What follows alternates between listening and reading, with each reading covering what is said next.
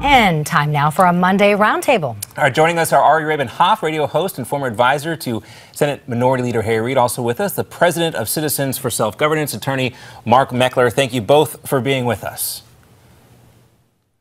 All right, Jeb Bush's super PAC Right to Rise is out with a huge ad buy totaling $10 million in the early primary states of Iowa, New Hampshire and North Carolina over the next month. The Associated Press says the initial commercials will be positive spots promoting Bush's record as Florida's governor, but down the line, those ads will show Jeb taking on other candidates. Meanwhile, presidential candidate Donald Trump is taking a break from the campaign trail to attend jury duty. He's being followed, of course, by the media scrum. Every step he takes, the best part for the billionaire, all this media is totally free. Ari, say what you want about Trump, but he is winning at the media game right now like no candidate probably has ever done before. Do you think the timing of Bush's ad buy is a sign that his super PAC thinks he's in trouble, like $10 million worth of trouble? Well, I mean, look, I think an ad buy makes sense at this point, but I don't think that has anything to do with whether Jeb Bush is in trouble or not. How you know Jeb Bush is in trouble is you look at the polling, where after that first debate, the Fox News poll after shows Ben Carson shooting up, Donald Trump staying at the top, and Jeb Bush falling flat, which, frankly, watching the debate, and I know Republicans shouldn't take my advice, and my view is worthless, but I thought he was pretty flat. Look, I was impressed with, frankly, Marco Rubio, but I guess Ben Carson wins points for staying quiet. Why Rubio?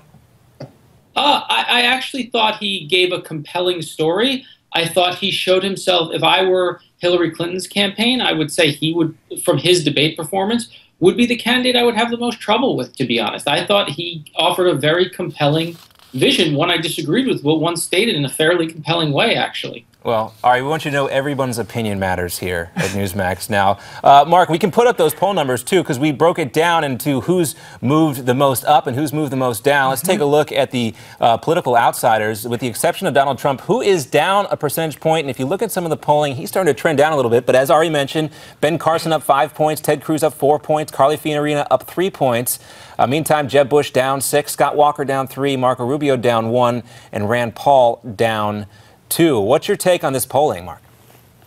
Well, it's hard to say if Bush is in trouble at this point. It's obviously very early in the election cycle. He's certainly not where he wanted to be. He's certainly not the front runner anymore. So I think the PAC is doing its buy. It looks to me, according to their normal plan, I mean, this is about the time they would start advertising anyway. So I'm not sure the two are related, but I do think he has cause for concern. I think what you're seeing is an outsider insurgency. You're seeing the rise of the outsider candidates. We're actually seeing that on the left also.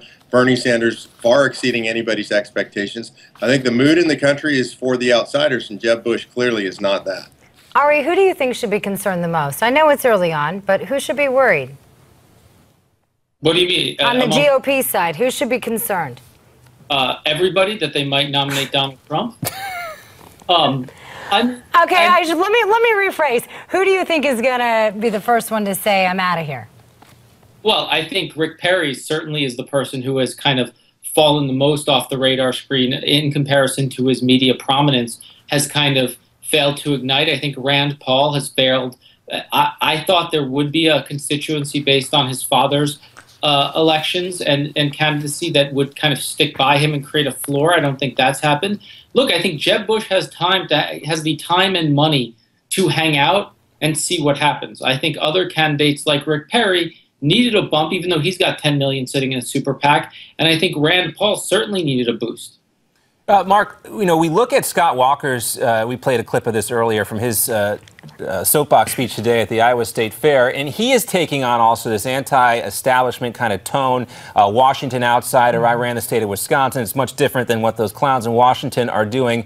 Obviously, he is listening to those poll numbers here. He's fallen some of the one of the farthest positions in that poll. Is that going to work for Walker, or do you think, obviously his camp is also concerned about the trend line in his polls? I think his camp is concerned, and I agree with Ari about who's in trouble, but I would add Scott Walker there. Those kind of a precipitous drop in poll numbers, the donors don't like it. They need to see him surging early. He was previously the leader, close to one of the leaders in Iowa, and now he's really hurting. I think he's in serious trouble right now. And I don't think that firebrand sort of attitude fits Scott Walker. So I think he's a little bit out of the mainstream of what voters want to hear right now. So you're saying the Koch brothers might have made a mistake?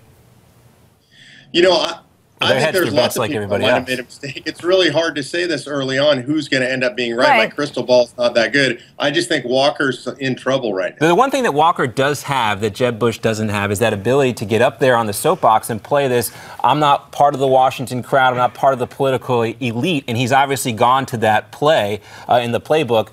Jeb Bush, though, and I think this might be why we brought this up, the ad buy might be in line with this, is he's got to get some sort of message out there, and every question he takes in these types of events are about Donald Trump or about where he is in the poll numbers. He's got to get a handle on the messaging right now. He didn't do it in the debate. He's not doing it in these types of events, and something's got to be done. And so I guess the next play you can make are these ad buys. Ari, what do you think? I mean, I think the ad buys do something. Look, people are talking about Donald Trump because Donald Trump is interesting. Like, I don't like anything that comes out of the guy's mouth. Well, I shouldn't say that. I don't like 90% of what comes out of his mouth. Everybody likes a little something about Donald Trump. Something. All right, hold that thought real quick. We're going to take a commercial break. We're going to come right back. Don't forget, we're going to play our caption contest with what President Obama and President Clinton said on the golf course. Ooh, can't wait.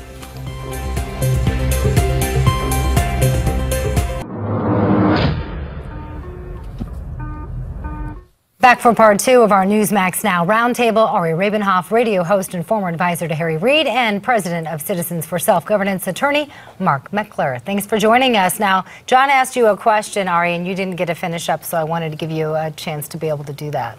Do you remember what you guys were talking about? Yeah, we were talking about Trump. Okay. And the difficulty Jeb Bush may or may not be. And I know we are a long way from the actual nomination for the GOP candidate. But you know also, guys, these candidates are hyper concerned about what's happening now and their trend lines. And when we talk about they are in trouble, we mean right now the campaign is not going the direction in which the candidates want it to go in. But, all right, go ahead and wrap up your point. If not, we do have this Clinton email scandal waiting in the wings to talk about. I think that, look, in part, these elections, due to some of the media coverage, have become a reality TV show. Trump is a master of reality TV shows. So, of course, he is going to be able to dominate coverage, and other candidates are going to have to fight against a person who, frankly, is more in his comfort zone than they are. That's so true. It's so true. He's definitely winning, at least in that aspect of the conversation. Are you ready for the Clinton email scandal? Always. Let's talk about that. Now, it appears to be getting bigger every day, and so, of course, is a commentary. Even Watergate reporter and Washington Post associate editor Bob Woodward is now weighing in on the matter. Here's what he had to say. It, in a way, reminds me of the Nixon tapes, thousands of hours of secretly recorded conversations that Nixon thought were exclusively his. Ari, now I know that opinions vary on this. So you've heard Democrats and people on the left say this isn't a scandal, this is just a smear campaign, and you've heard conservative Republicans say this is a huge scandal and this could cost her the election and she may face an indictment. But clearly we have someone here, Bob Woodward, giving his stance on there, a guy in the middle. Does that give more significance to this scandal, that he's acknowledging it and comparing it to Nixon? I mean, he's making a pretty stretchy comparison. I would suggest when we think about this scandal, we think about the history of Clinton scandals, which are something happens, some media coverage, the right tends to explode, blow it up well beyond what it is, claim this is the end of whatever phase of the Clintons we're in, be it Bill Clinton's presidency, Hillary Clinton's tenure of Secretary of State, Hillary Clinton's campaign, blow it well beyond what actually happened. And then 6 months later, everyone's forgotten about it and moved on because, frankly, people who like Hillary Clinton, like me, are going to defend it. People who dislike Hillary Clinton, like Mark, are going to attack on it. Everyone in the middle is going to be slightly confused by it. And we're all just going to play the same game in 6 months with the latest scandal. Well, conservatives would do the same thing, and liberals would do the same thing. We keep saying conservatives blow it up, make it a scandal. Well, I think liberals would do the same thing. Well, so I was just pointing out it's a pattern with the Clintons that's repeated itself over and over and over again. Well, because seriously, she's a threat. But the FBI is investigating this, so it is a big deal. Not her. But Mark, but her email server. But Mark, you've been following these scandals for a long time, and I was with Ari. I thought this was something that would blow over, but it's not blowing over, and it seems to be a little bit different here when you look at the federal investigation going on and the fact that she's turning over her email to the Department of Justice and the FBI. Yeah, the scandal does seem to be unfolding. It does seem to be getting more complicated. It does seem to be getting stickier for her. But Ari is right. I mean, the Clintons have a history of being incredibly slippery when it comes to these scandals. Let's not forget that Bill Clinton, the president who assaulted a young intern sexually in the Oval Office, and his presidency lived to talk about it. So the Clintons are really good at handling these things, spinning Yeah, these, but Mark, now, Hillary's not Bill Clinton, and she is not as smooth as he was. Fair, everybody who was around at the time acknowledges that she was the center of how they got out of these things. She was the one who targeted these women that claimed assault. She was the one that organized True, but the when defense. she's out there in front of the cameras, you don't get the same feeling that you got from Bill that everything was under control. Meantime, speaking of Bill, we want to leave some time so we can have a little fun with you guys before we step back. One president playing golf with the other. Barack Obama, Bill Clinton playing golf on Martha's Vineyard. Of course, we won't know what they discussed on the links, but we want to play a little game with you guys, have a caption contest. Here is Bill Clinton driving President Obama in the golf cart. I would have thought President Obama would be the driver here. But Ari, what are they talking about in this picture, if you had to guess? I would suggest they're talking about how it's a smoother ride than the one on Donald Trump's plane.